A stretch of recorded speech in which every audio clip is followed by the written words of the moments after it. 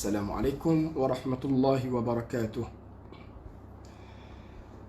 Alhamdulillah wassalatu wassalamu ala rasulillah wa ala alihi wa sahbihi wa man walah. Rabbi syrah li sadri wa yassir li amri wahlul 'uqdatam min lisani yafqahu qawli. Rabbi yassir wa la tu'assir, Rabbi tammim bil khair. Hai, apa khabar semua? Alhamdulillah, pagi Jumaat Ramadan kita dapat sekali lagi bersama-sama kita bersiaran live. Kita sembang santai, sembang ringan-ringan saja. Yang pertamanya saya mengucapkan Ramadan Karim. Mudah-mudahan Allah Ta'ala menerima amalan kita, menerima ibadah puasa kita, menerima salat kita, terawih kita, ibadat yang kita kerjakan selama berada di bulan Ramadan. Mudah-mudahan berkat Ramadan, syahrul Ramadan alladhi unzila fihi al-Quran, bulan Ramadan, bulan yang diturunkan padanya Al-Quran, maka keberkatan itu terbias kepada kita, insya-Allah. Saya tak nak ambil masa yang lama membuat penjelasan tentang kerunsingan abang terhadap pemerhatian saya sepanjang pengajaran ataupun pembacaan Al-Quran dalam bulan Ramadan atas talian, iaitulah internet. Sebelum saya menyentuh apakah kebimbangan dan kerusingan saya sepanjang pemerhatian pembelajaran Al-Quran secara online ataupun pembacaan Al-Quran secara online, saya nak cerita sikit tentang apa? Tentang bagaimanakah kehendak Allah terhadap bacaan Al-Quran. Okey, Aida cakap clear, Afizi cakap tafaddal. Tafaddal ni maknanya nak suruh makan Nak suruh makan ke ataupun nak suruh kita bincang? Ahmad Usani cakap boleh, baik. Okey. Tuan-tuan, puan-puan yang dirahmati Allah sekalian, tuan-tuan, puan-puan, duyuf Ramadan, tetamu-tetamu Ramadan yang Allah Ta'ala muliakan dengan Ramadan, dan Allah Ta'ala muliakan kita berada dalam bulan yang diturunkan Al-Quran. Seperti mana sharing kita lepas, kita cakap bahawa tuan-tuan kodkan perkataan ni. Tuan-tuan kodkan perkataan ni. Mana-mana benda ataupun mana-mana pekerjaan yang tersandar ataupun terpalit dengan Al-Quran, maka dia menjadi pekerjaan yang mulia, menjadi pekerjaan yang hebat, menjadi pekerjaan yang dilihat sebagai satu pekerjaan yang cantik, yang elok. Al-Quran bila diturunkan pada bulan Ramadan jumlatan wahidah, maka 12 bulan itu, satu bulan menjadi sayyidus syuhur, penghulu segala bulan, menjadi semulia-mulia bulan. Itulah bulan apa? Bulan Al-Quran. Walaupun Ramadan ini sebenarnya nama bulan bagi bulan yang panas, tapi bulan yang panas itu yang digelar dengan Ramadan menjadi mulia kerana apa? Kerana Al-Quran diturunkan padanya. Dalam dunia ini ada malam, banyak malam. Satu tahun ada 360 malam. Betul Setahun ada 30 hari, bermakna ada 360 hari, bermaksud 360 kali malam pada satu tahun. Dalam malam-malam ini, ada satu malam seluruh dunia ini ataupun seluruh masa atas dunia ini, ada satu malam yang menjadi penghulu segala malam. Iaitulah malam apa? Malam Lailatul Qadar. Malam Lailatul Qadar. Dia itu adalah malam yang terbaik, malam yang terhebat. Kenapa? Khairum min alfi syahr. Lebih baik daripada 1000 bulan. Kenapa bulan ini jadi malam ini, malam digelar sebegitu rupa? Kenapa? Kerana Al-Quran turun pada Lailatul Qadar. Jadi malam itu jadi mulia. Kenapa? Kerana Al-Quran. Kemudian di dunia ini banyak tanah, banyak bumi, ya, banyak tempat, bumi Malaysia, bumi Pakistan, bumi China, macam-macam tempat. Tapi ada satu bumi yang dimuliakan oleh Allah Ta'ala menjadi sebaik-baik permukaan bumi. Bumi mana? Bumi Makkah dan bumi Madinah. Kenapa dua bumi ini menjadi mulia? Kerana Al-Quran diturunkan di Makkah dan di Madinah. Jadi bumi yang asalnya tak ada apa, tanah saja, dimuliakan oleh Allah Ta'ala, diberkati. Kenapa? Kerana Quran diturunkan di situ. Nabi yang wajib kita ketahui 25 orang. Dan sebenarnya banyak lagi para anbiya yang tidak disebut namanya dalam Al-Quran dan hadis, tapi menjadi penghulu segala para anbiya, menjadi semulia-mulia Nabi, semulia-mulia Rasul. Itulah Rasul kita Nabi SAW. Kenapa? Kerana Al-Quranul Karim diturunkan ke dalam hati baginda. Jadi seluruh manusia, seluruh makhluk yang paling mulia di sisi Allah Ta'ala, itulah Nabi kita Muhammad sallallahu alaihi wasallam. Kenapa? Kerana beliau dipilih, baginda dipilih untuk diturunkan Quran padanya. Malaikat ramai, yang kita kena ketahui ada 10 orang, kan? Tapi paling hebat malaikat itu, paling mulia, Sayyidul Malaikah. Siapa? Malaikat yang bernama apa? Yang menjadi penghulu segala malaikat? Malaikat Jibril. Kenapa Jibril menjadi ketua malaikat? Kerana dia ditugaskan oleh Allah Ta'ala untuk membawa wahyu Quran. So Quran ada kait dengan dia, ada kait dengan pekerjaan dia. Maka Jibril menjadi semulia-mulia malaikat. Jadi apa saja pekerjaan, tuan-tuan dan puan-puan, disandarkan kepada Al-Quran. Tapi pekerjaan yang baik, jangan pekerjaan yang keji, pekerjaan yang fahsyat, pekerjaan mungkar. Pekerjaan yang baik di sisi syarak, menepati syarak dan terkait dengan Al-Quran, maka ia dimuliakan oleh Allah Subhanahu Wa Taala. Oleh itu, tuan-tuan sekalian, berada dalam bulan mulia, bulan Ramadan, yang diturunkan padanya Al-Quran, bermaksud kita sedang dimuliakan oleh Allah Subhanahu Wa Taala. Berada dalam bulan Ramadan, justru itu marilah sama-sama kita menadah tangan, mengucapkan syukur Alhamdulillah di atas kenikmatan ini. Nikmat apa tu? Nikmat berada dalam bulan Ramadan. Baik, settle masalah itu, mukaddimah. Itu mukaddimah, belum lagi masuk dalam isu yang kita nak bincangkan. Baik, okey, Allah Ta'ala menurunkan Al-Quran. Boleh? Allah Ta'ala menurunkan Al-Quran. Dan Allahu a'lamu haithu yaj'alu risalatah. Allah Ta'ala maha mengetahui bagaimana Allah Ta'ala nak jadikan risalahnya itu. Bagaimana Allah Ta'ala nak jadikan Al-Quran itu macam mana rupanya. Allahu a'lamu haithu yaj'alu risalatah. Allah Ta'ala maha mengetahui bagaimana nak jadikan Quran itu seperti apa. Baik, soalan dia, bila Allah Ta'ala turunkan Al-Quran, bila Allah Ta'ala turunkan Al-Quran, adakah Allah Ta'ala biarkan kita untuk baca ikut suka hati kita? Soalan saya tuan-tuan, bila Allah Ta'ala turunkan Al-Quran sebagai kitab hidayah, kitab qiraah, adakah Allah Ta'ala membiarkan kepada kita, melepaskan kepada kita macam mana cara kita nak bacanya?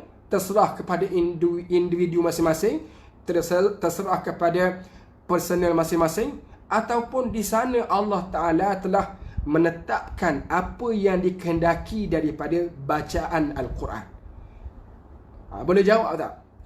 Yang bersama dengan saya hari ini, bersama dengan saya live pada pagi ini, boleh jawab tak soalan saya? Saya ulang lagi sekali soalan saya. Itulah, bila Allah Ta'ala turunkan Al-Quran, Allah Ta'ala turunkan Al-Quran, soalan dia, adakah Allah Ta'ala lepaskan kepada kita apa sahaja cara yang kita nak baca dipersilakan?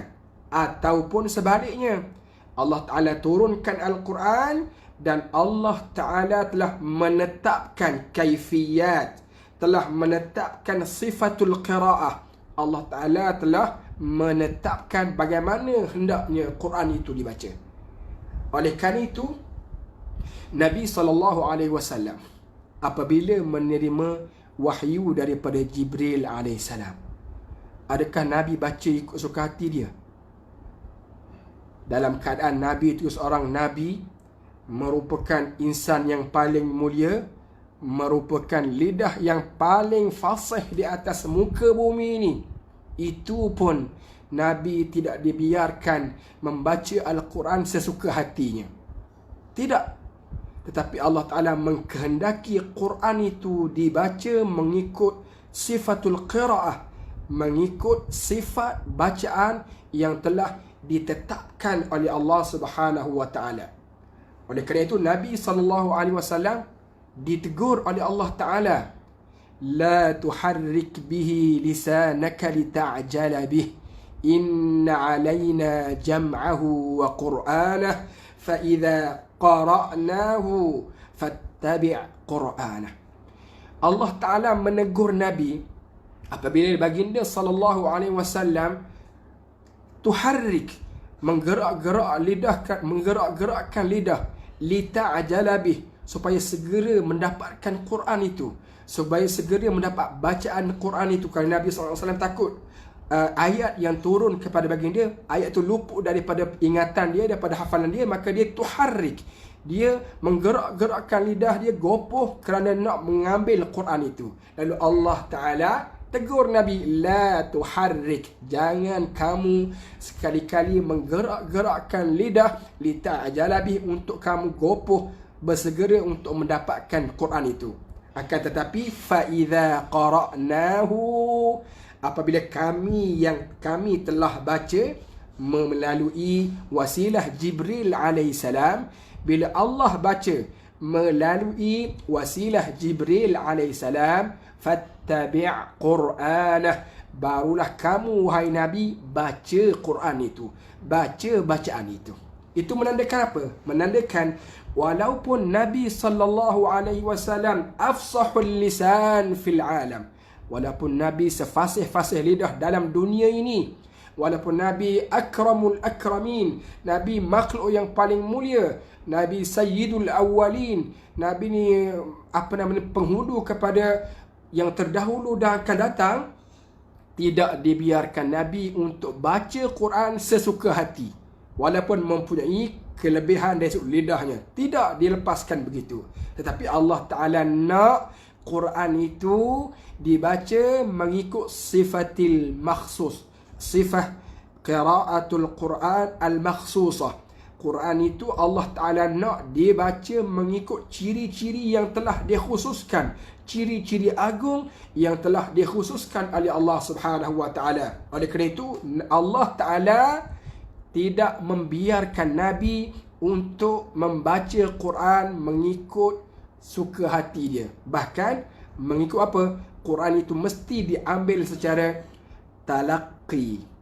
Quran itu diambil secara apa? Secara talaqi. Bagaimana nak baca qafnya, bagaimana nak baca ta'nya, bagaimana nak baca huruf yang ada mad, selepas itu datangnya hamzah, fuqara, berapa lama nak panjang, berapa lama nak pendek, apa tempoh dengungnya, tempat ini baca cara macam mana. Itu semua adalah bukan yang direka oleh Nabi, tetapi Nabi ambil daripada Allah Ta'ala. Nabi talaqi Al-Quran daripada Allah Ta'ala melalui perantaraan Jibril alaihissalam.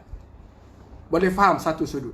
Jadi Quran peringkat awal turun daripada Allah Ta'ala kepada Nabi SAW dengan cara bacaan yang telah dikhususkan, dengan kaifiyat qiraah makhsusah, dengan cara-cara bacaan yang diajar, yang telah terkhusus, yang telah ditetapkan oleh Allah Ta'ala. Seperti mana saya sebut, Allahu a'lamu haitsu yaj'alu risalatah, firman Allah Ta'ala, Allah Ta'ala maha mengetahui bagaimana nak menjadikan risalahnya, menjadikan Al-Quran itu, apa bentuknya, apa ciri-cirinya.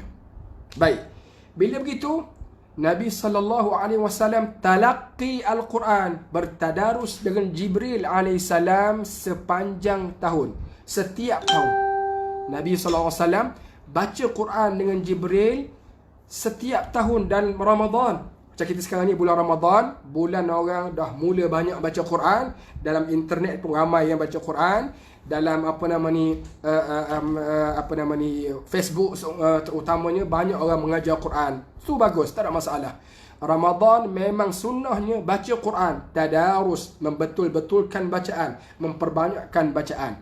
Jadi Nabi SAW tidak meninggalkan 1 tahun melainkan dia tadarus dengan Jibril AS.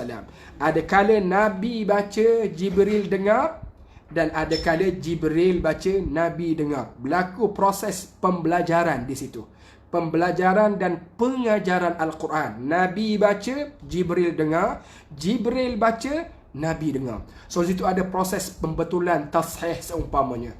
Bila begitu, Nabi SAW barulah membaca Al-Quran itu yang telah diambil daripada Allah Ta'ala.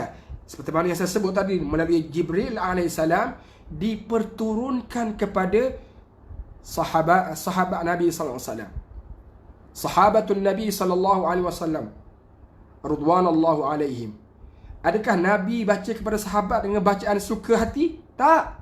Nabi baca Quran kepada para sahabat seperti mana apa yang telah diambil, yang dinakalkan daripada Jibril AS. Diperturunkan kepada para sahabat Ridwanallahu alaihi wasallam. Ridwanallahu alaihim. Maafkan saya tersasul. Jadi, sehingga ada kalanya Nabi SAW nak tengok, nak cek, nak perhatikan bagaimana bacaan sahabat. Pernah Nabi SAW minta Abdullah bin Mas'ud. Abdullah bin Mas'ud, kata Nabi SAW, "Iqra' alayya al-Quran." Ibn Mas'ud, Abdullah bin Mas'ud, baca kepada aku Al-Quran. Lalu Ibn Mas'ud sebut, "Qultu aqra'u alayka." Adakah aku nak baca Quran itu kepada kamu? Wal Quranu wa alayka unzil. Sedangkan Quran itu diturunkan kepada engkau, wahai Muhammad, wahai Nabi SAW. Adakah patut aku baca Quran kepada kamu sedangkan Quran itu diturunkan kepada kamu, wahai Nabi SAW? Lalu Nabi kata, aku suka untuk dengar Quran itu daripada selain daripada aku. Tapi tujuan Nabi SAW nak dengar tadi itu, sebenarnya Nabi nak periksa bagaimana bacaan sahabat. Adakah bacaan mereka itu bacaan sesuka hati, ataupun bacaan itu seperti apa yang Nabi bacakan kepada Jibril AS. Bila Nabi dengar Ibn Mas'ud baca, betul kata Nabi. Bila Nabi dengar Ibn Mas'ud baca, sehingga Nabi buat pengiktirafan. Nabi kata, "Man sarrahu ay yaqra' al-Quran ghaddan kama unzil." Barang sesiapa yang gembira, yang suka hendak membaca Al-Quran seperti mana yang diturunkan, falyaqra'hu biqira'ati ibni ummi abdi, maka hendaklah dia baca, tiru ataupun belajar dengan Ibn Mas'ud.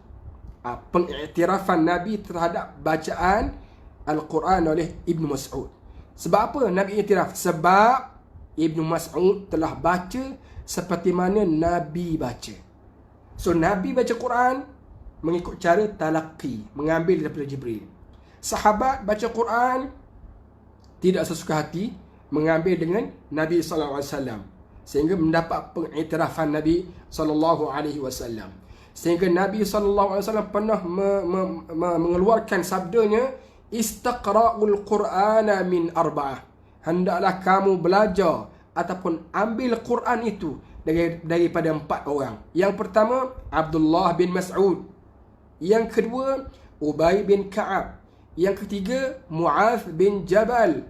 Dan yang keempat, Salim Maula Abi Huzaifah. Ada 4 orang. Kenapa? Nabi dah cek, Nabi dah periksa 4 sahabat ini membaca Quran seperti mana yang diambil daripada Allah Ta'ala. Nabi ambil Quran daripada Allah, dari Jibril. Sahabat ambil Quran daripada mana? daripada Nabi SAW. So bacaan di situ adalah bacaan yang seperti mana yang diturunkan oleh Allah Ta'ala. Bukan senang-senang nak baca Quran begitu saja. Dia ada cara-cara yang maksus. Dia ada sifatul Quran. Dia ada sifat cara baca yang telah ditetapkan oleh Allah Ta'ala. Oleh benda itu diperturunkan daripada Jibril, daripada Allah Ta'ala kepada Nabi SAW dan kepada para sahabat. Kemudian begitu juga at-tabi'in.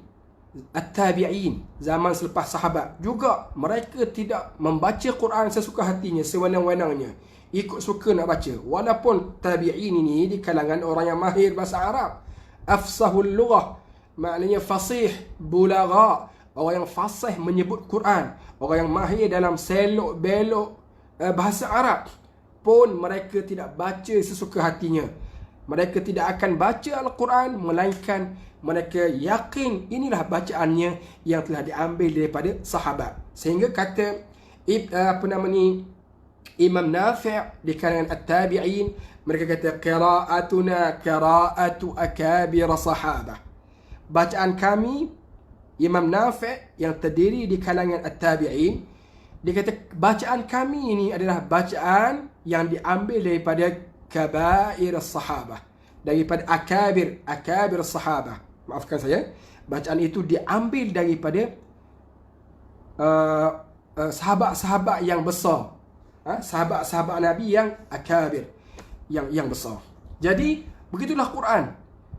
Cara baca Quran yang sebegitu rupa, yang komplit, al-ada al-Qurani al-makhsus, diperturunkan daripada satu generasi kepada satu generasi yang lain sampai kepada kita. So dia bukan bacaan sesuka hati. Dia bukan bacaan yang kita ikut selera kita nak baca macam mana. Dia bukan bacaan mengikut nafsu kita untuk kita baca. Dia mesti diambil daripada guru yang mutqin, guru yang diiktiraf tentang kebolehannya, kepercayaannya dalam memperturunkan Al-Quran kepada orang ramai.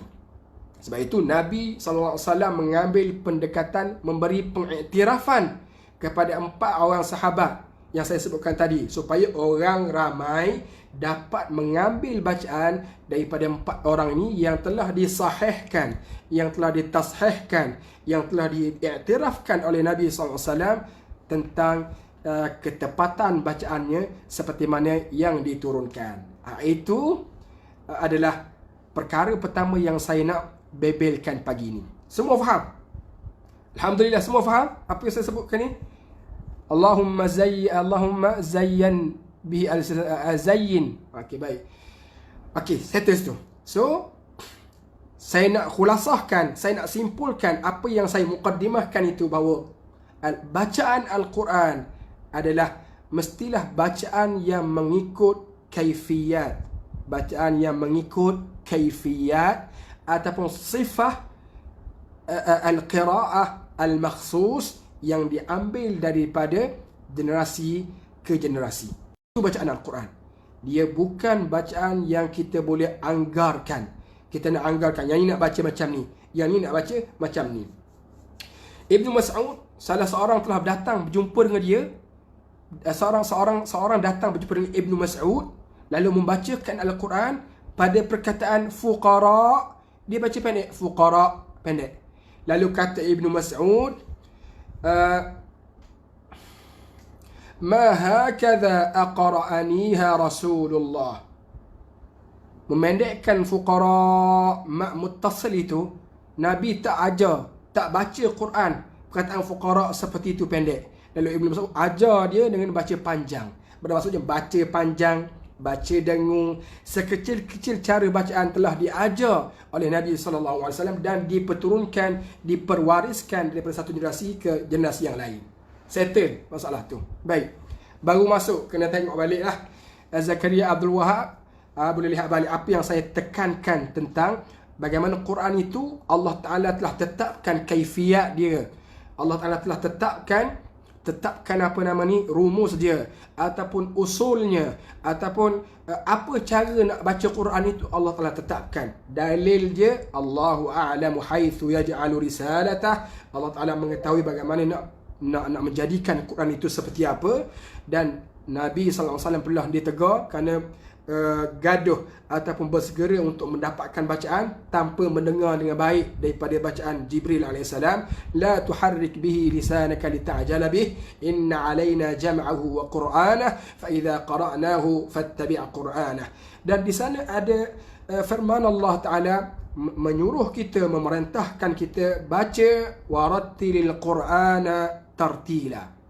Bacalah Quran dengan cara tartil. So macam mana bacaan Quran secara bacaan tartil? Bacaan Quran secara tartil itu seperti yang Jibril baca pada Nabi SAW, yang diwarisi dengungnya, yang diwarisi matnya, yang diwarisi ahkamnya. Itulah tartil. Itulah tartil. Kemudian bila seorang sahabat baca dengan Ibnu Mas'ud, memendekkan fuqara, pendek. Lalu kata Ibnu Mas'ud, Nabi tak ajar aku baca seperti ini. Nabi baca macam mana? Panjang. Lalu dia tunjuk cara baca yang betul. Fuqara, panjangkan perkataan ra yang ada mat itu ada hamzah. Settle masalah isu utama yang saya nak highlightkan. So bila begitu keadaannya, maka saya buat perhatian dalam pengajaran Al-Quran secara online. Dan saya juga sempat mendengar beberapa bacaan secara pembacaan, maksudnya dia baca Quran kemudian disiarkan kepada umum untuk mendengar bacaan dia. Baik. Di sini ada dua isu. Ada berapa isu? Ada dua isu. Jika kita baca itu, kita tidak highlight diri kita sebagai seorang guru. Bila kita baca Quran secara online, kita tidak highlight bacaan saya ini adalah bacaan contoh. Bacaan saya ini adalah bacaan seorang guru, yang mana orang lain boleh ambil bacaan itu isu lain. Maksudnya, kalau kita baca Quran dan kita siarkan dalam internet dan orang tahu bacaan itu bukan bacaan contoh, bacaan untuk dituruti, dia hanyalah sekadar nak baca, dan kalau boleh nak dengar orang lain, nak suruh orang lain dengar bacaan kita, nak minta komen pula daripada orang. Bermakna kita dalam konteks belajar. So kalau kita baca Quran dalam online, Facebook seumpamanya, kita tidak menampakkan kita nak mengajar orang. Kita tidak menampakkan kita nak memperturunkan bacaan itu kepada orang lain. Tak ada proses pengajaran di situ. Just kita nak baca dan kita nak share, kita nak komen orang. Betul tak bacaan saya ni? Betul tak bacaan ayat suratul Fatihah saya ini? So bermakna kita berada dalam konteks pembelajaran. So bila dalam konteks pembelajaran ada kesalahan, dimaafkan. Ada kesalahan, dimaafkan. Walaupun kesalahan itu didengari oleh jutaan manusia. Sebab kita nak belajar.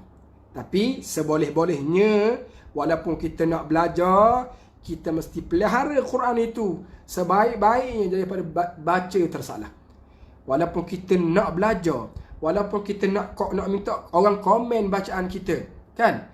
Itu pun juga dituntut supaya kita seboleh-bolehnya, seboleh mungkin untuk baca dengan bacaan yang tepat, bacaan yang betul, tiada pengurangan, tiada penambahan seumpamanya. Kerana ia adalah kalamullah.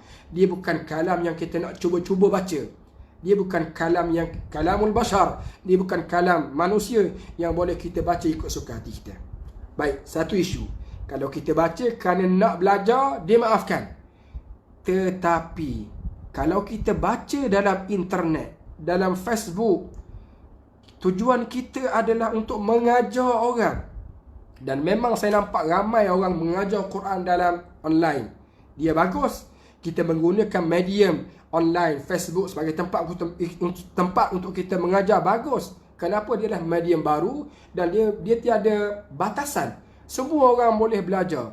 Tetapi kena ingat, bila kita meletakkan diri kita sebagai seorang guru Quran, kita nak memikul amanah memperturunkan Quran kepada mustami'in, kepada orang yang mendengar. Kita ada amanah yang perlu dilangsaikan, yang perlu diselesaikan. Iaitu apa? Amanah membaca Al-Quran seperti bacaan yang telah dikehendaki oleh Allah Ta'ala.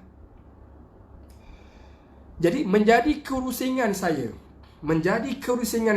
yang pertama, saya rusing bila ada yang menggunakan internet. Sebab apa saya sebut menggunakan internet? Sebab internet ni dia tak ada sempadan. Semua orang boleh dengar pengajaran kita. Bila kita ajar Quran dalam internet, semua orang boleh dengar pengajaran kita.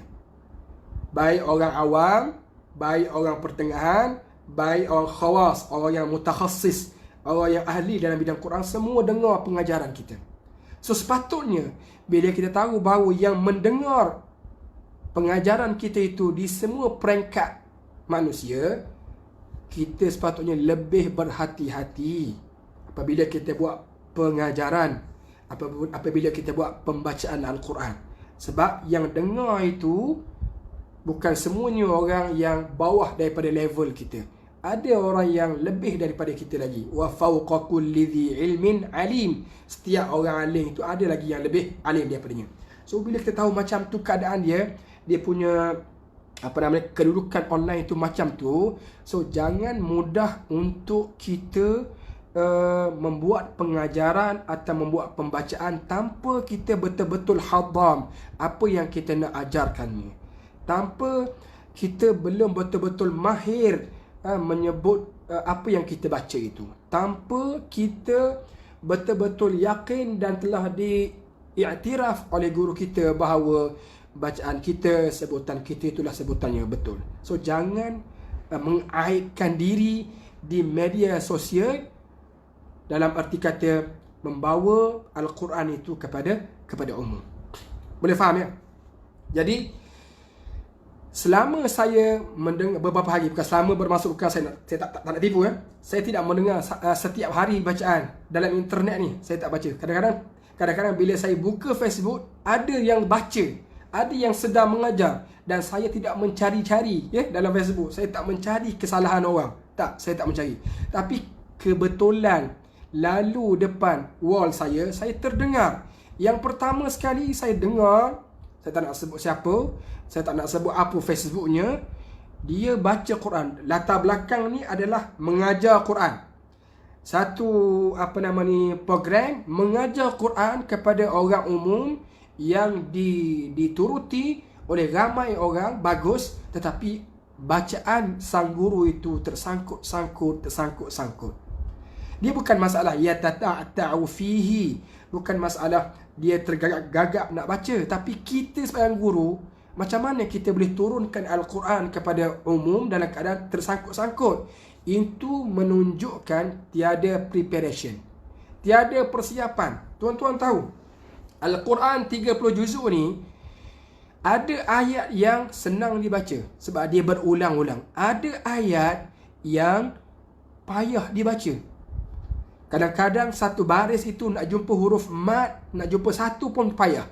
So bila ayat Quran itu jarang-jarang ada mat, bermakna ayat itu payah dibaca.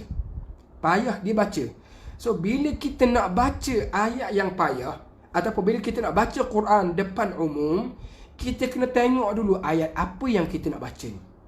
Ayat ini kita dah biasa baca ke belum? Ayat ini kita telah ambil bacaan daripada guru mana? Supaya bila kita baca nanti, tak adalah tersangkut-sangkut seperti orang yang baru nak belajar baca Quran. Ini tersangkut-sangkut satu hal. Tersangkut-sangkut satu hal dah. Masalah kerusingan pertama saya apabila saya terdengar bacaan Al-Quran yang di-highlightkan bahawa dia sedang mengajar, ialah bacaan dia tu tidak lancar. Tuan-tuan nak tahu tak? Bila tidak lancar, itu menandakan tiada preparation. Quran yang dibaca itu tiada persiapan. Kita nak ajar orang, kita kena baca dulu Quran tu. Saya cakap ni untuk diri saya. Saya tak marah orang. Saya share kerunsingan saya. Kerana amanahnya adalah membaca Al-Quran seperti mana wajah ataupun seperti sifat yang diturunkan oleh Allah Ta'ala. So, bila saya terdengar, saya buat beberapa posting di Facebook secara tulisan, saya rasa tak kesampaian dan saya perlu ambil masa untuk membuat penjelasan. Jadi kerunsingan pertama saya apa? Membaca Quran secara live dan highlight diri sedang mengajar orang awam, mengajar orang-orang umum, tapi bacaan kita tidak lancar. Tidak lancar. Dan tidak lancar ini sudah tentu dia mari daripada tiadanya persiapan, tiadanya isti'dad, tiadanya ulang kaji ayat yang dibaca. Yang pertama, baca Quran, mengajar orang dalam keadaan tersangkut-sangkut. Kalau sekali dua okey, tapi kalau tersangkut-sangkut pada ayat yang sama, nampak di situ ada sedang nak mengeja-ngeja, itu menjadi aib yang besar kepada kita sebagai seorang guru yang klaim nak mengajar Quran kepada orang. Yang kedua tuan-tuan, yang kedua menjadi kerisauan saya ialah apabila saya terdengar ada orang mengajar Quran dan membaca dalam Facebook, dia menambah huruf yang tak ada kafnya. Dia letakkan kaf ammi, ditambah kaf ammika, tambah kaf, dan tambah kaf itu pada banyak perkataan. Saya tak nak show lah ayat mana, tapi itu yang saya dengar, dan juga isteri saya juga mendengar yang sama. Membaca ayat yang berulang kali dan membacanya secara salah. Salah cara mana? Menambah huruf. Al-Quran la ya'tihi al-batilu min baini yadayhi wa min khalfih. Quran itu tidak datang batil. Ada sebut batil itu adalah dengan syaitan. Tidak datang padanya benda-benda yang rosak, benda-benda yang buruk, benda-benda yang tak elok, sama ada sebelah depan atau sebelah belakang. Kerana tanzilum, kan Quran itu datang daripada Allah Subhanahu wa taala. So, iyyakum, berhati-hatilah kamu apabila membaca Al-Quran daripada menambah huruf atau menambah kalimah. Kerana nambah huruf, kurang huruf itu adalah kesalahan yang tidak dimaafkan, tidak boleh dimaafkan. Dia adalah kesalahan yang dikira dosa jika sengaja, dan dia dikira kita tidak menjalankan amanah dengan tepat. Sebab kita claim kita sebagai guru Quran, kita sedang mempertontonkan bacaan Quran sebagai seorang guru. Bila sebagai seorang guru, kita sedang memikul amanah untuk memperturunkan Quran kepada orang ramai. So, bila kita nak memperturunkan Quran kepada orang ramai, Al-Quran itu mestilah sama dengan apa yang diturunkan oleh Allah Ta'ala. Jangan ada tambahan huruf. Macam mana nak jaga Quran supaya tidak berlaku penambahan huruf? Jawapan yang pertama sekali ialah soalan dia, adakah Quran yang anda perturunkan kepada orang ramai itu, Quran itu anda telah ambil daripada guru? Adakah anda telah memperdengarkan bacaan anda itu berkali-kali di hadapan guru, supaya dengan jalan itu tidak berlaku kesilapan? Mana kita boleh kurangkan kesalahan, kalau boleh kosong kesalahan dalam konteks kita memperturunkan Quran kepada orang lain. Nak turun Quran, nak mengajar Quran kepada orang lain, mesti tak ada salah. Cara tak ada salah, mesti Quran ataupun maqra', ayat yang kita nak sampaikan itu, ayat yang telah kita belajar, ataupun ayat yang kita telah hafal, ataupun ayat yang telah berkali-kali kita baca depan orang, dan orang dengar bacaan kita itu bacaan kita adalah betul, barulah boleh kita nak turun bacaan itu kepada orang ramai. Itu kebimbangan saya nombor berapa? Nombor 2. Tuan-tuan tulis tak? Tolong note kat komen. Nampak serius ni. Okey, saya tak nak serius. Biasa-biasa saja. Saya tak nak tegangkan situasi. Tujuan saya adalah nasihah. Ad-dinu nasihah. Tujuan saya adalah nasihah. Mudah-mudahan apa yang saya sampaikan sampai kepada orang yang terlibat dalam kos ini, dalam konteks mengajar ini, supaya dia berhati-hati, jangan jadi seperti mana yang kita sebutkan ini. Yang pertama, jangan baca Quran tersangkut-sangkut. Apabila kita claim Quran itu kita nak turun kepada orang ramai, apabila kita claim Quran itu kita nak baca, nak tunjuk pada orang ramai, tiru bacaan saya. So, jangan baca tersangkut-sangkut seperti orang baru nak belajar.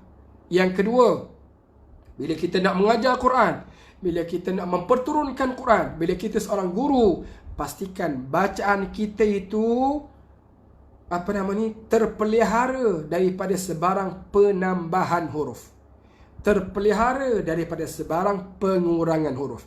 Apa yang saya sebut ini berlaku dalam pengajaran Al-Quran secara online. Dia baca salah, orang ramai dengar dia baca salah, dan setiap ada orang tegur lagi kat komen, tapi bacaan dia tetap salah juga. Itu nampak aib yang sangat besar yang tidak sepatutnya berlaku kepada seorang guru yang nak mengajar ataupun menurunkan Quran kepada orang ramai. Yang ketiga, tuan-tuan dengar ni. Yang ketiga, saya senyum. Saya tak nak tegang, saya tak nak serius sangat sebab kita sembang santai. Okey. Saya nak sembang santai. Yang ketiga, senyum. Boleh senyum? Boleh bagi love tak? Boleh like? Dan saya minta tolong tuan-tuan yang sedang mengikuti live saya ini supaya like dan share live ini supaya kita boleh memperjelaskan kepada ramai orang. Bukan sekadar kita saja yang dapat kefahaman, tetapi kita nak sebarkan perkara yang kita sembangkan ini kepada ramai orang supaya orang ramai turut memahami isu ini, turut memahami bagaimana kita nak membaca Al-Quran, bagaimana kita nak mengambil Al-Quran. Baik, yang ketiga yang menggerunkan saya, yang merunsingkan saya, kalau tuan-tuan tengok iklan saya semalam, saya letak batu di atas kepala. Bermakna itu adalah isu yang besar, isu yang berat, yang menjadi kerusingan kepada ahli Al-Quran adalah yang ketiga ini, yang berlaku dalam pembelajaran Al-Quran online yang saya sempat dengar, iaitulah waqaf dan ibtida' yang salah. Waqaf dan ibtida' yang salah. Tolong notekan yang ketiga ini. Saya dapati sepanjang pemerhatian saya bacaan Al-Quran dalam online, pengajaran online pun ada yang baca Quran, waqafnya salah, ibtida'nya salah. Waqaf maksud kita baca, kita berhenti, dan kita berhenti tempat yang salah. Ibtida' pula, ibtida' yang salah. Tuan-tuan, saya nak tunjukkan kepada tuan-tuan bagaimana ada seorang yang mengajar dalam online yang baca macam ni, walladzina yutawaffawna minkum wa yadharuna azwaja. Dia berhenti kat situ, terus dia sambung wasiyatan li azwajihim. Tak sepatutnya berlaku kepada guru Quran macam tu. Salah waqaf ni satu kesalahan yang besar. Kalau nak dibandingkan dengan tak dengung, dengan salah waqaf itu lebih besar mudaratnya daripada tak dengung. Tuan-tuan baca minal jinnati wan nas, dengung pada jinnah, dengung pada annas. Berapa harakat? Ada orang balas 2, 3 harakat, ikutlah. Yang penting baca ada dengung. Tetapi kalau ada orang baca minal jinnati wan nas, itu salah, tapi kesalahan itu lebih ringan daripada salah waqaf. Kerana waqaf menyebabkan makna yang Allah Ta'ala nak sampaikan kepada kita menjadi tak sampai. Makna sebenar yang dikehendaki oleh syarak tidak kesampaian kepada kita apabila salah waqaf. Wasiyatan li azwaj. Wah itu bukan waw istinaf. Tuan-tuan, ni saya cakap ni, ayat ni, saya tunjuk sikit lah. Saya tunjuk kepada tuan-tuan ayat ni. Ayat ni saya tunjuk kepada tuan-tuan.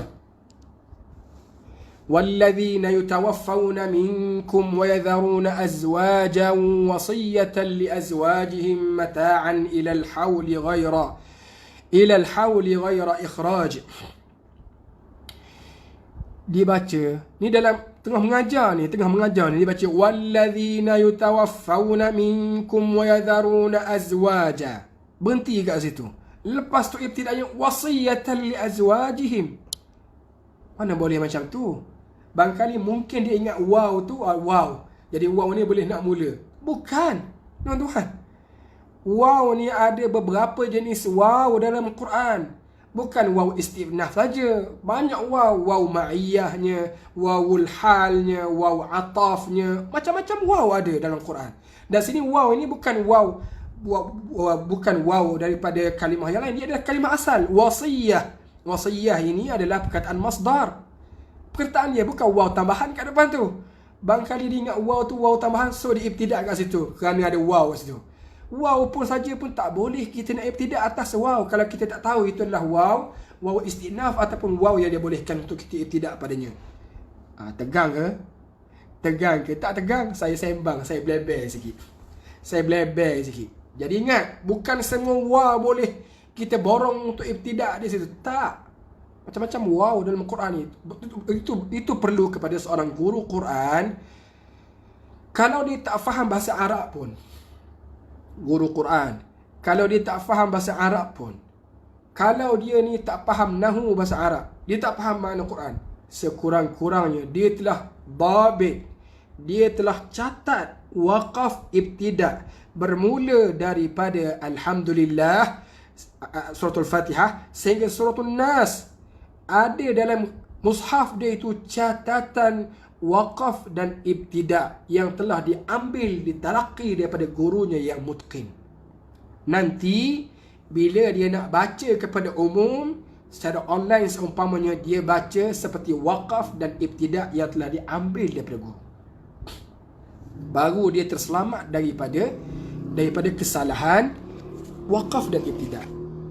Tuan-tuan tahu tak, bab waqaf ibtidak ni ulama-ulama mengarang kitab khusus, kitab mustaqil membincangkan tentang waqaf dan ibtidak. Kenapa?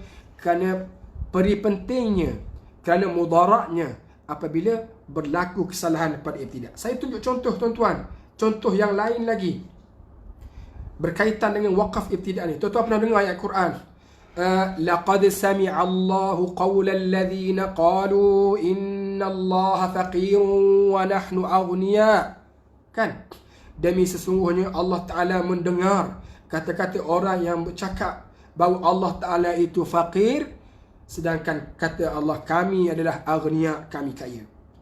Boleh berlaku kesalahan waqaf bila dia waqaf pada inna Allaha faqir, sesungguhnya Allah Ta'ala itu faqir. Macam mana kita boleh wakaf pada perkataan orang kata Allah Ta'ala itu faqir, sedangkan yang faqirnya kita faqir. Sebab faqir tu kita berhajat kepada Allah, Allah Ta'ala tidak berhajat kepada kita. Tapi di sini bila salah wakaf, salah maksud ayat yang Allah Ta'ala nak sampaikan kepada kita.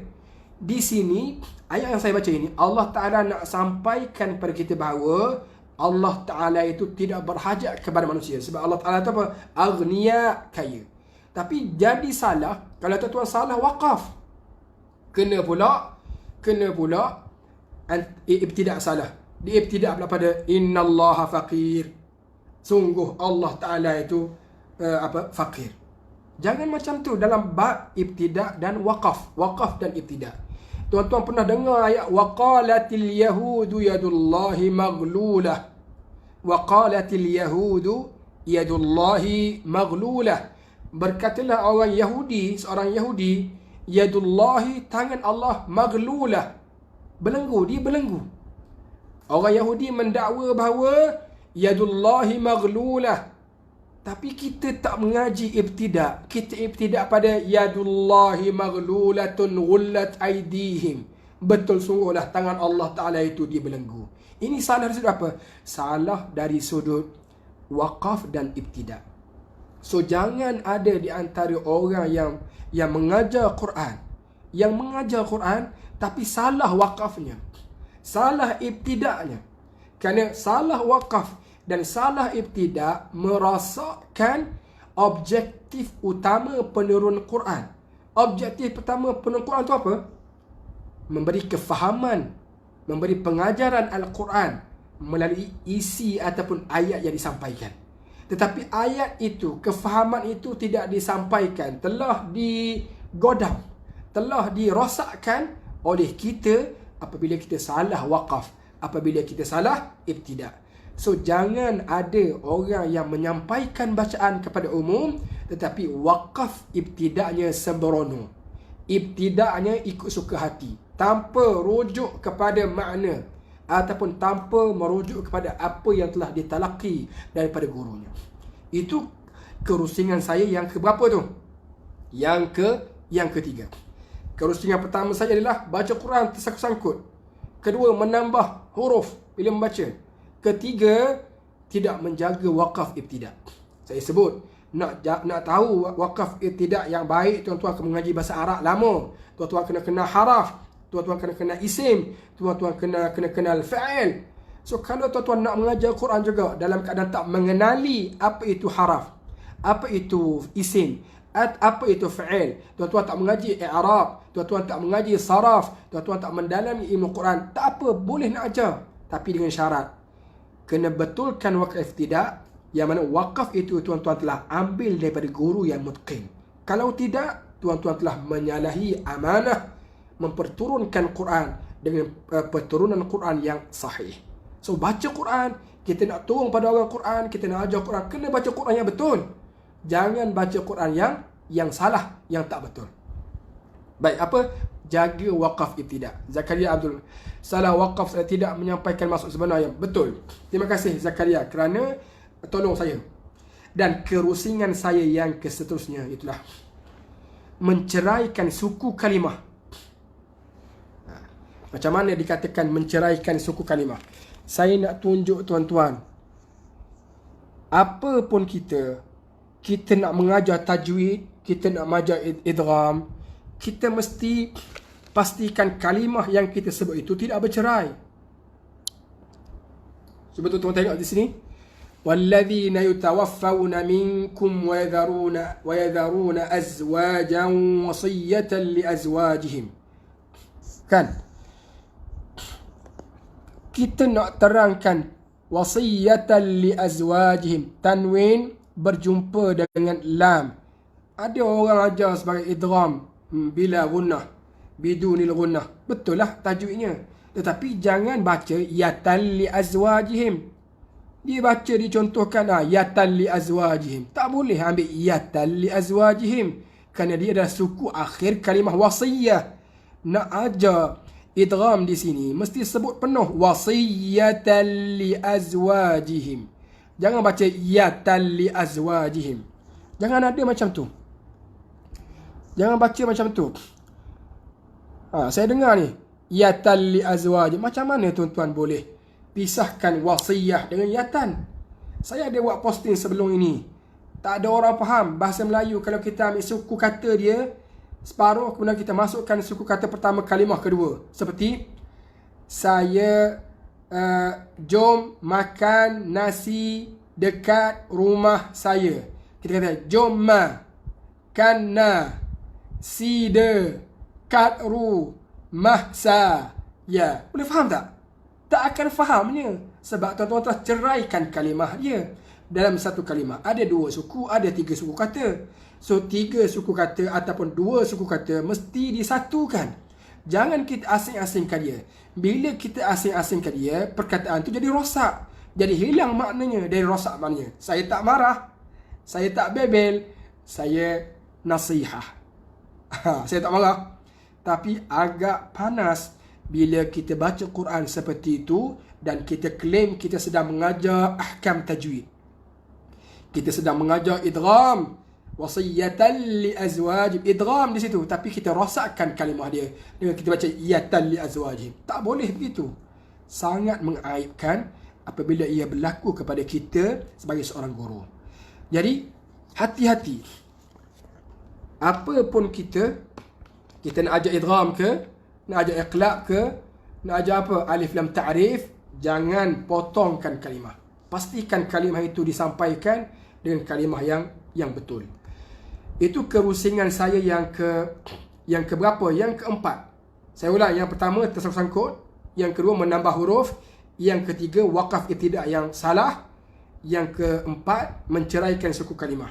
Yang kelima ini sangat aib. Yang kelima ini sangat mengaibkan kita. Bila kita mensyarahkan hukum tajwid pada satu perkataan, tapi bila kita baca perkataan-perkataan lain itu salah bacaannya, kita duduk mengajar tajwid, tapi perkataan-perkataan lain dalam ayat yang sama tidak tajwid. Hilang tajwid yang bila seorang guru baca. Bagi contoh, kita duduk ajar tajwid, innal ladzina kafaru, inna wajib al-ghunah. Dengung kita kata. Kita kata itu dengung. Tapi bila sawaun, kita baca 2 harakat aja, tak cukup di situ. Innal ladzina kafaru sawaun alaihim. Jadi dia aib, bukan saja aib, dan dia salah. Dan salah itu pula berlaku kepada guru Quran. Saya duduk dengar, duduk mengajar mak tabi'i 2 harakat, mak tabi'i 2 harakat. Bila sampai giliran mat iwad yang diwakafkan, lebih pula pada anggaran tabi'i itu. Bagi contoh, wal 'adiyati dhabha. Ni saya ambil contoh, ni contoh yang berlaku dalam pengajaran Al-Quran. Dia mengajar ayat ni ayat lain, ayat yang diajar ayat lain, tapi situasi yang sama. Wal 'adiyati mak tabi'i. Dia wal 'adiyati, itu perkataan tu ada 2 mak tabi'i. Kemudian dhabhan, itu kena baca dengan 2 harakat juga. Dia duk mengajar tabi'i baca 2 harakat, tetapi bila wakaf pada dhabha lebih, dia baca mana? Wal 'adiyati dhabha. Dia mengajar orang hukum mat asli, mak tabi'i 2 harakat, tapi bila dia baca, dia tak baca dengan 2 harakat, ataupun dia baca dengan bacaan yang salah. So ini sangat mengaibkan. Kenapa berlaku macam tu? Sebab apa? Bagi kefahaman saya, kenapa boleh jadi macam tu? Kerana Al-Quran belum fasih di mulut kita. Al-Quran belum fasih di mulut kita. Sehingga bila kita beri penekanan kepada mana-mana hukum yang sebelum, bila kita baca, kita percontohkan, ayat akhir salah pula kita baca. Kenapa boleh berlaku macam tu? Kerana Quran belum lagi ada tikrar di lidah kita. Quran belum lagi dibasahkan di lidah kita, menyebabkan sini betul, sini salah, sini betul, sini salah. Kalau kita ibtidai, kalau kita murid, kita belajar, itu okey, dimaafkan. Tetapi kalau kita sedang mengajar, itu tak okey. Itu KO. Itu apa? KO, dan dia kesalahan yang sangat-sangat besar bagi seorang guru. Jadi, saya tak marah nak mengajar, tuan-tuan mengajarlah. Saya tak marah tuan-tuan nak baca Quran, nak sebarkan, bacalah Quran. Tetapi jangan remehkan bacaan itu. Jangan semudah itu melakukan kesalahan. Lebih-lebih lagi apa? Kalau kita claim kita, yang saya sakitnya ialah duk mengajar tajwid, tapi tajwidnya tak betul. Dia duk mengajar tajwid, betul dengung, betul idgham, betul izhar, betul iqlab. Tetapi dia baca tak bertajwid. Tapi orang ramai melihat pengajaran dia. Nanti orang lain akan tiru bacaan dia. Sebab Quran ini diperturunkan, diwarisi daripada seorang guru kepada anak murid. Anak murid nanti jadi guru, turun kepada anak murid dia pula, diwarisi. Adakah kita rela Quran itu diwarisi dengan keadaan bacaan yang salah? Marah ke Ustaz? Tak marah. Nasihah. Perkara-perkara yang merusingkan saya. Baik, ada orang bersama dengan saya, tolong like dan love sekali. Aduh, tegang aja, tak nak bagi like, tak nak bagi love ni. Saya sedang sembang santai kerusingan saya tentang pembelajaran dan pembacaan Quran dalam online. So, saya santai-santai je, tak ada tegang-tegang, biasa je. Saya hanya mengutarakan apa yang saya rasa melalui pemerhatian saya. Baik, jangan lupa untuk share. Jangan lupa untuk tekan share live kita ini. Kalau kita ada sekarang ni 39 orang, kita ada 40 orang. Saya nak 40 orang ini tekan button share. Bukan kerana saya nak glamour, saya tak nak glamour, tapi saya nak apa yang saya sampai ni sampai kepada ramai orang. Kalau nak glamour, saya tak mengajar Quran dalam online ni. Saya nak masa yang saya peruntukkan dalam masa sejam atau sejam setengah ini, apa yang saya utarakan adalah kerusingan saya apabila mendapati beberapa kesilapan yang berlaku di kalangan kita. Saya nak benda ini disampaikan kepada ramai orang supaya orang tahu hak Quran itu apa. Apa sifatul Quran? Apa sifat qiraatul Quran yang dikehendaki oleh Allah Ta'ala. Itu saya nak tuan-tuan bantu saya untuk sampaikan kepada orang ramai dengan jalan tekan button share saja. Tuan-tuan tak payah mengajar, tuan-tuan tak payah duduk live macam saya ini, hanya tekan button share dan orang lain akan dapat manfaat yang sama, insya-Allah. Yang seterusnya, kerusingan saya yang last kali adalah ialah bila kita mengajar cara baca Quran. Lutfi Luqman, alhamdulillah, terima kasih. Mudah-mudahan itu menjadi hadaf saya. Kalau saya nak glamour, saya akan mengajar hari-hari. Saya akan pakai baju cantik, saya akan pakai bawa keris, saya akan pakai baju pengantin untuk glamour. Dan saya tak nak macam tu. Dan saya rasa mengajar ni adalah satu beban. Tetapi apabila kita tahu, kita kena sampaikan. Balighu anni walau ayah, wajib. Kalau dah kita tahu, kena sampai. Saya tertahan-tahan antara nak buat live tak tentang keraguan saya ini. Tertahan-tahan. Tetapi apabila dia fikir-fikirkan, dan juga ada orang yang mendorong, isteri saya juga kata, abang kena sampaikan. So saya pilih masa ni untuk bersama dengan tuan. Saya kalau boleh, sepanjang Ramadan tak ada live. Itu niat saya. Niat saya adalah sepanjang Ramadan saya tawakufkan segala live. Kenapa? Kerana ada benda lain yang saya fikirkan perlu diutamakan. Live insya-Allah, seperti yang saya sebut pada live yang lepas, kita akan sambung selepas Ramadan.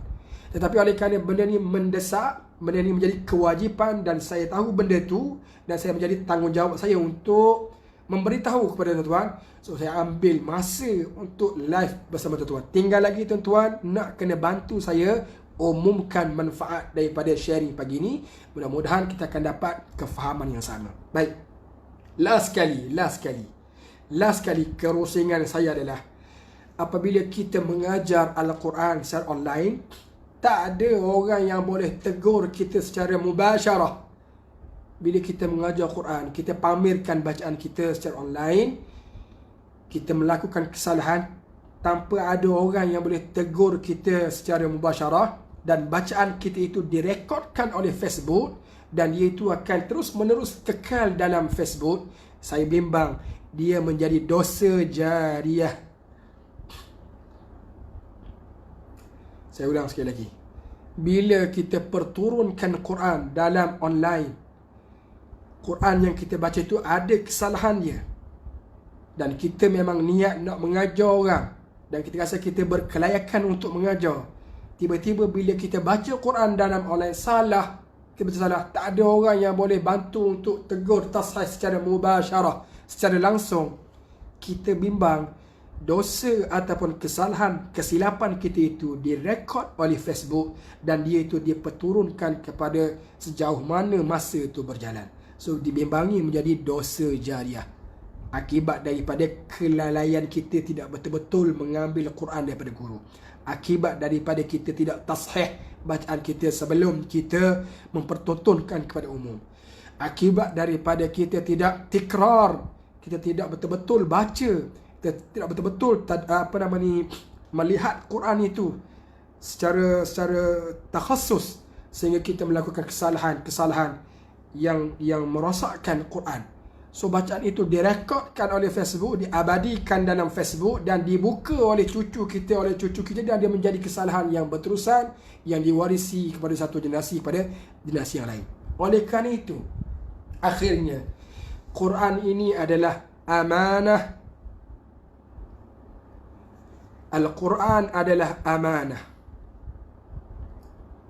Al-Quran adalah amanah. Semua bidang, semua sudut dalam Al-Quran itu adalah amanah. Amanah dari sudut hukumnya, amanah dari sudut amalannya. Semua ni adalah amanah, tak terkecuali daripada bacaan Al-Quran.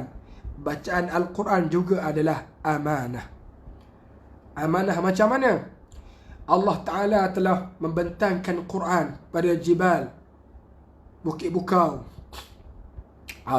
Inna aradna al-amanata 'ala as-samawati wal-ardi wal-jibal.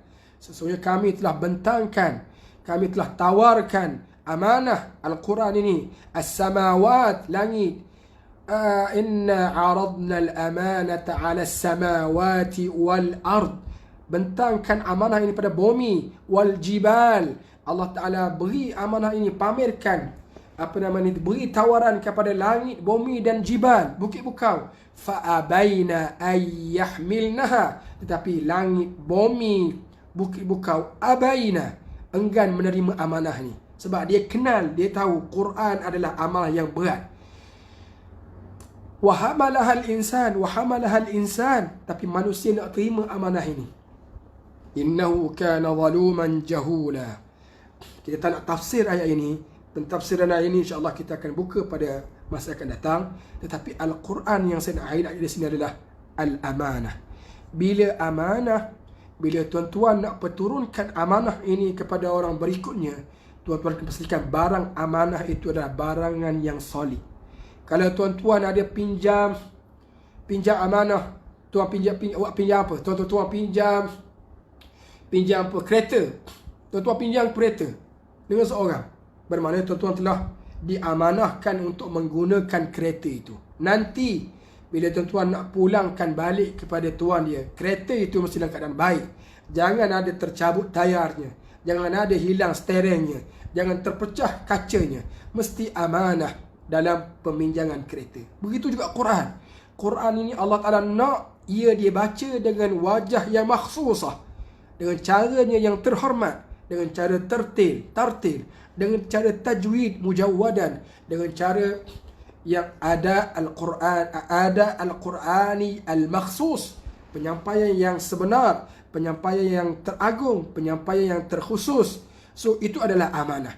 Bila sampai giliran kita untuk mengajar orang, untuk kita perturunkan kepada orang, jangan kita khianati amanah ini dengan cara kita tidak betul-betul hadam, tidak betul-betul menjadi orang yang amanah dengan penakalan ataupun mewariskan Quran. Pastikan semua huruf yang kita baca itu telah ditashihkan oleh guru. Pastikan ayat yang kita baca itu adalah ayat yang betul, tiada tambahan dan tiada kurangannya. Pastikan segala ahkam yang kita nak ajar itu kita betul-betul faham.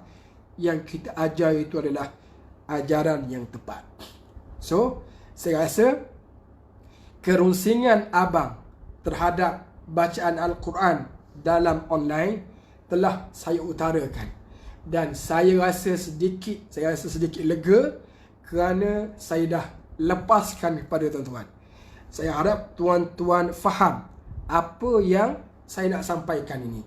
Ia adalah tertakluk kepada bagaimana kita nak baca Quran itu sendiri. Jangan kita lekehkan bacaan itu, kita permudahkan. Walaupun Quran itu Tuhan sediakan dia sebagai bacaan yang mudah, tapi jangan kita permudah-mudahkan bacaan dia sehingga kita tinggal huruf, sehingga kita tambah huruf, sehingga kita wakaf tak betul, sehingga kita ibtidak tak betul, sehingga kita baca tersangkut-sangkut. Macam mana kita nak mengatakan bahawa Quran itulah, seperti itulah ia diturunkan kepada Nabi?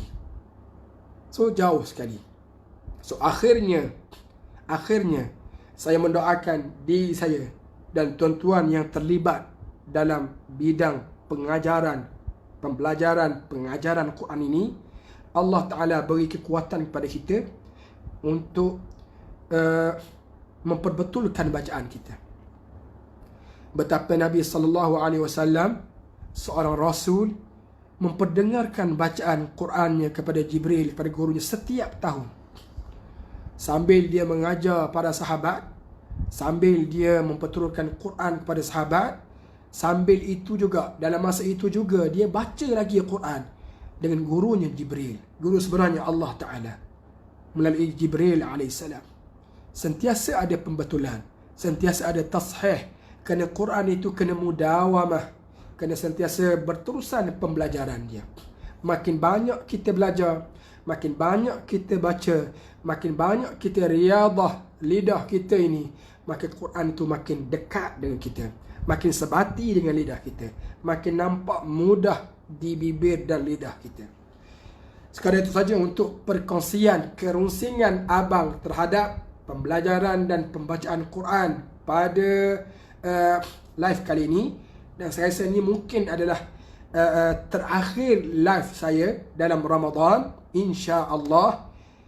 Mudah-mudahan begitu, dan insya-Allah saya akan mulakan balik perkongsian ini pada bulan berikutnya selepas Ramadan, kerana kita mengambil keberkatan Ramadan ini untuk kita lebih masa bersama dengan apa? Bersama dengan Quran.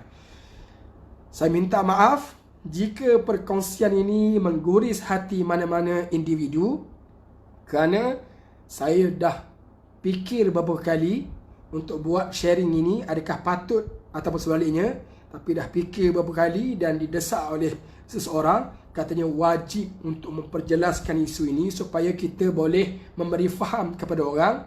Maka saya minta maaf, minta ampun jika kata-kata saya dalam sharing ini mengguris perasaan tuan, tetapi gurisan itu sebenarnya tak seberapa jika dibandingkan dengan kesalahan kita memperturunkan Al-Quran dengan cara wajah yang salah. Aqulu qawli hadha wa astaghfirullahal azim li wa lakum. Wassalamu alaikum warahmatullahi wabarakatuh.